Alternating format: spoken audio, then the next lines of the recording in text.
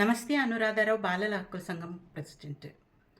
2026 సంవత్సరంలోకి అడుగెడుతున్నాం.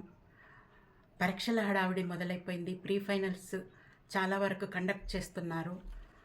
కారణం 10th వాళ్లకు, ఇంటర్మీడియట్ వాళ్లకు పరీక్షలు ప్రారంభమవుతాయి ఫిబ్రవరి నెల నుంచి. ఫిబ్రవరి 2 నుంచి ప్రాక్టికల్ ఎగ్జామ్స్ స్టార్ట్ అవుతాయి ఇంటర్మీడియట్ వాళ్లకు. ఫిబ్రవరి 25 నుంచి థియరీ ఎగ్జామ్స్ స్టార్ట్ అవుతాయి. ఉదయం 9 నుంచి మధ్యాహ్నం 12 వరకు ఈ పరీక్ష ఉంటుంది. థియరీ ఎగ్జామ్స్ కంటే ముందే ప్రాక్టికల్ ఎగ్జామ్స్ పూర్తి చేస్తారు. హాల్ టికెట్ 2 వీక్స్ ముందు విడుదల చేస్తారు. tgbi.cgg.gov.in వెబ్సైట్ నుంచి హాల్ టికెట్ డౌన్లోడ్ చేసుకోవచ్చు. అయితే కంపల్సరీ పిల్లలు మర్చిపోకుండా హాల్ టికెట్ తీసుకువెళ్ళాలి ఎగ్జామినేషన్ సెంటర్కి. హడావుడి పడిపోతారు. ఎగ్జామ్ అనగానే ఫస్ట్ టెన్షన్ పడతారు పిల్లలు. టెన్షన్ పడకుండా నెమ్మదిగా అన్నీ కావలసిన వస్తువులన్నీ ఒక దగ్గర పెట్టుకొని దాంతోపాటు హాల్ టికెట్ కూడా ఉండే విధంగా చూసుకోవాలి. ఈ జాగ్రత్తలు కంపల్సరీ తీసుకోవాలి. పేరెంట్స్ పిల్లలతో ఈ కొద్ది సమయాన్ని గడపాలి. ఎందుకంటే వాళ్ళు టెన్షన్తో ఉంటారు, ఒత్తిడిలో ఉంటారు. పరీక్షలు అనగానే ప్రతి ఒక్కళ్ళకి భయం వేస్తుంది. ఫస్ట్ ఎట్లా రాస్తానో, ఎట్లా చదివానో అని. అలాంటి ఒత్తిడికి లోను కాకుండా కాన్ఫిడెంట్గా ప్లానింగ్తో చదువుకున్నట్లయితే కరెక్ట్గా మీరు అనుకున్న ర్యాంకులను సాధించగలుగుతారు, అనుకున్న విజయాన్ని చేరుకోగలుగుతారు. పరీక్షలు మీ భవిష్యత్తును డిసైడ్ చేయవు. అవి మీ డిసిప్లిన్ని, మీ యాటిట్యూడ్ని నిర్ధారిస్తాయి. ఒత్తిడికి లోను కాకండి. ఒక టైం టేబుల్ పెట్టుకొని ఆ టైం టేబుల్ ప్రకారము చదువుకున్నట్లయితే ఖచ్చితంగా మీరు విజయం పొందొచ్చు. ఏ సబ్జెక్టుకు ఎంత సమయాన్ని ఇవ్వాలి, ఏ సబ్జెక్ట్ అయితే ఇబ్బందికరంగా ఉందో ఆ సబ్జెక్టుకి కొంత ఎక్కువ సమయాన్ని ఇవ్వాలి. ఏవైనా డౌట్స్ ఉంటే వెంటనే టీచర్తో క్లియర్ చేసుకోవాలి. టీచర్ అందుబాటులో లేకపోతే ఇంట్లో పేరెంట్స్కి చెప్తే వాళ్ళు అరేంజ్ చేస్తారు. ఏదైనా మానసికంగా ఒత్తిడికి లోనవుతున్నట్టు అనిపిస్తే పేరెంట్స్తో షేర్ చేసుకోండి. మీ ఫీలింగ్స్ని వాళ్ళకి చెప్పండి. నాకు ఈ ప్రాబ్లం అవుతుంది, ఏ విధంగా నేను ముందుకెళ్ళాలి అని పేరెంట్స్తో మాట్లాడండి. పేరెంట్స్ గైడ్ చేయండి పిల్లలను.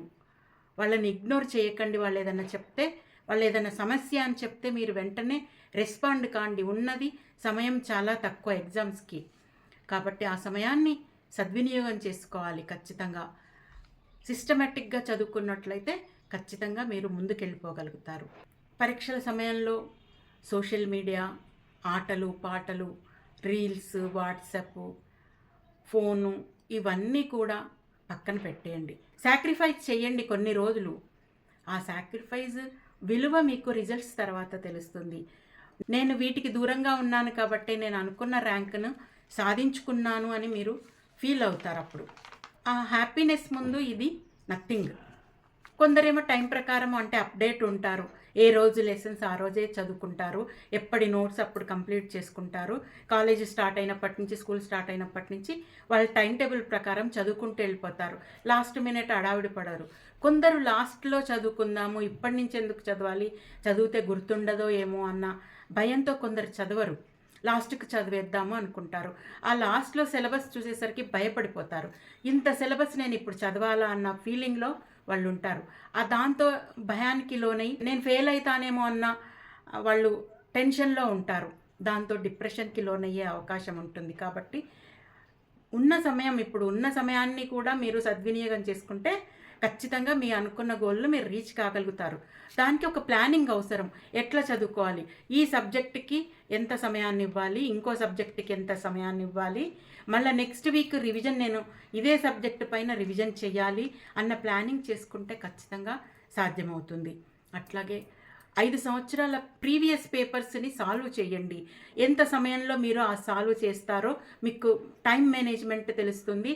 తర్వాత ఏ విధంగా అడుగుతారు ప్రశ్నలు అన్నది కూడా తెలుస్తుంది. కాబట్టి పాత ప్రశ్నపత్రాలను రివిజన్ చేయండి.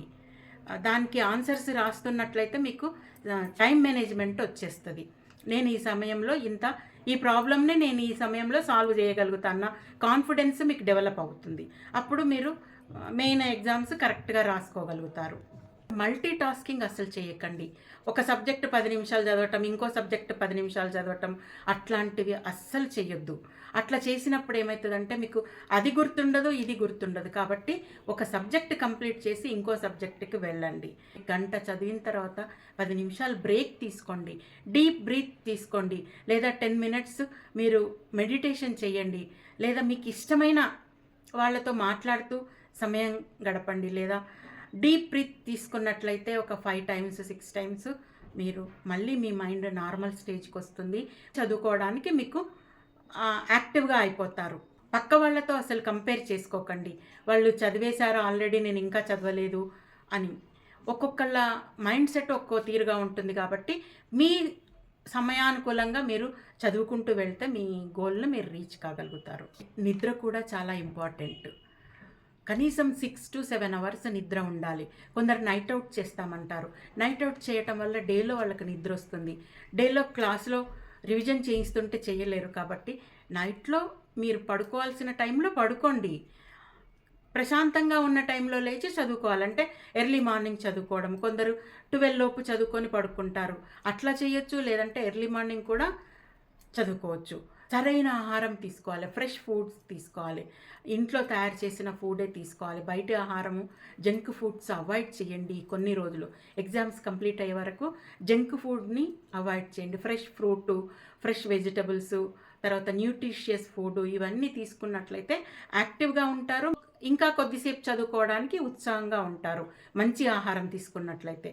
నిద్ర ఎంత ఇంపార్టెంటో ఆహారం కూడా అంతే ఇంపార్టెంట్. బాగా నీళ్లు తాగండి. దాంతో మీరు యాక్టివ్గా ఉండడానికి ఎక్కువగా స్కోప్ ఉంటుంది. పేరెంట్స్ పిల్లలను గమనిస్తూ ఉండాలి. వాళ్ళు ఎట్లా చదువుకుంటున్నారు, స్ట్రెస్కి గురవుతున్నారా, లేదా హ్యాపీగా చదువుకుంటున్నారా, ఏమైనా ఇబ్బంది పడుతున్నారా అన్న విషయం పేరెంట్స్ తప్పనిసరి గమనించాలి. దాంతోపాటుగా వాళ్ళతో పాటుగా మీరు కాసేపు ఉన్నట్లయితే వాళ్ళకి ఏదైనా ప్రాబ్లం ఉన్నా వెంటనే మీరు సాల్వ్ చేయగలుగుతారు.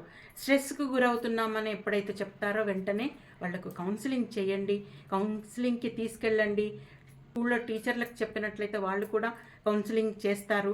ఇవన్నీ చూసుకున్నట్లయితే ఖచ్చితంగా మీరు అనుకున్నది సాధించగలుగుతారు.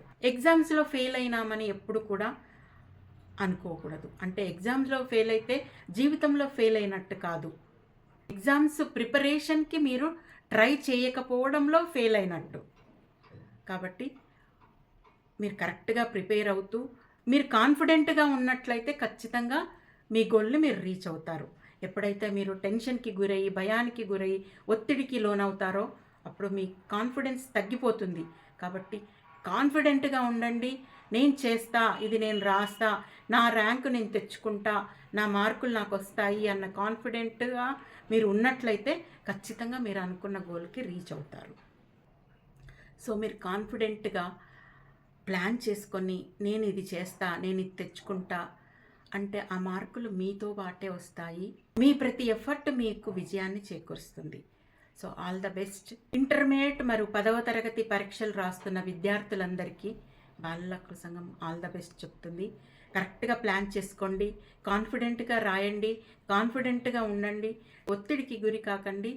Wish you all the best. Thank you.